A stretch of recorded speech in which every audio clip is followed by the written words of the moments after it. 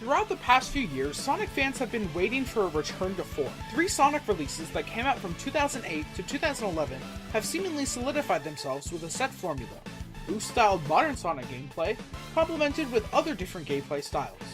Since 2013, this formula has been missing from new installments of the franchise. But here we are with Sonic Forces. The formula has finally returned. Previously, I found great worth in games set in this formula, such as Sonic Generations and Sonic Unleashed. I felt that the level design, control, and fluency made those games an altogether solid package. But how does Sonic Forces hold up? With a new engine and a brand new gameplay style, can Sonic Forces hold up to these 2 great games, or will it be just another mediocre Sonic game that turns out to be unmemorable by the end? Let us begin.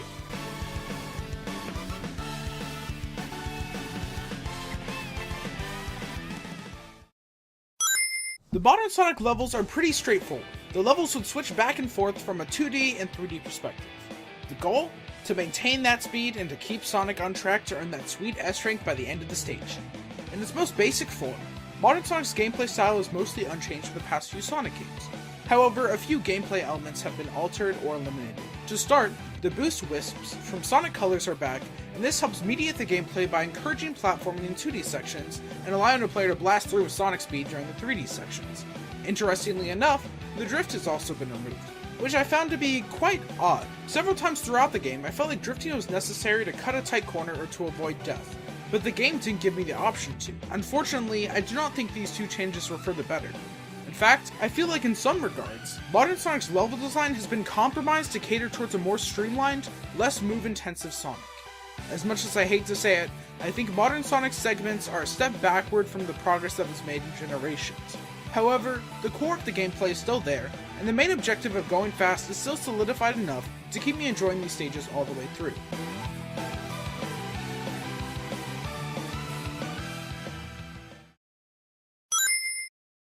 If Generation sells well, that means Classic Sonic returns, right? In this game, the design for Classic Sonic's levels are actually not that bad. Several paths are present throughout the different stages for Ghost Town, Casino Forest, and others. Every time I play these stages, I discover something new. Sonic on his own is lacking a lot of speed.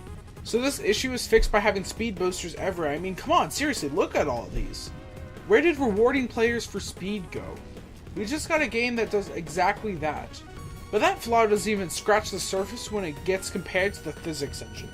There is no solid momentum when it comes to Classic Sonic's physics, and I feel like the physics are part of the gameplay style's identity. In this game, I cannot roll down slopes with the speed and precision that I want, and that's a huge problem. Overall, while Classic Sonic's gameplay is not bad, I find it to be rather dull and uninteresting.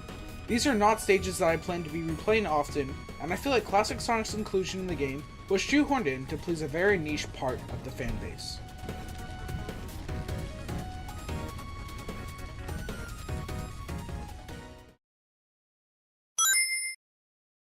When the avatar for Sonic Forces was first announced, I was very skeptical. Will this power-up gun-based gameplay really be something noteworthy in the overall scheme of Sonic Forces? Surprisingly, the answer is a resounding yes. Not only that, but the avatar stages are single-handedly the most well-designed and most fun. To start off, there's a good selection of different wisp-spawns for the avatar to choose from. From this alone, the stages become more replayable right off the bat. In-game, the avatar has a lot to his moveset that is interesting. Fundamentally, he controls similarly to modern Sonic, but has less speed overall and cannot boost. He more than makes up for that lack of speed with great tool-based gameplay, including power-ups and a grappling hook. The stages here are also designed with the avatar's abilities in mind. Use your grappling hook here, traverse through enemies faster with a lightning wisp pond there. While some of the stages may be very formulaic, the stages still remain interesting just due to how many different things the game gives you access to.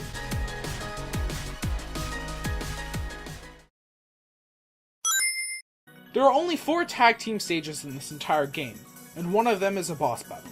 For me, this is a real big missed opportunity. These levels offer the biggest design space out of all of them, but yet manages to still be an overall disappointment by the end. Green Hill Arsenal Pyramid is an interesting stage that uses the mechanics of modern Sonic and the Avatar. If this game sells well, and if Sega decides to make a sequel to Sonic Forces, I feel like these stages should be a bit more fleshed out and improved upon. The story for Sonic Forces is engaging and enjoyable. For this review, I will not dive into the story, since I want to make a video on how story influences gameplay in Sonic Forces and vice versa. In that video, I will include a summary of the story and go deeper into why some of my favorite levels are filled with beautiful story moments. But for the moment, I want to give a particular mention to Metropolis Avatar for making a stage that is a narrative set piece which provokes a great feeling of despair within the audience. Again, more on this topic for the next video.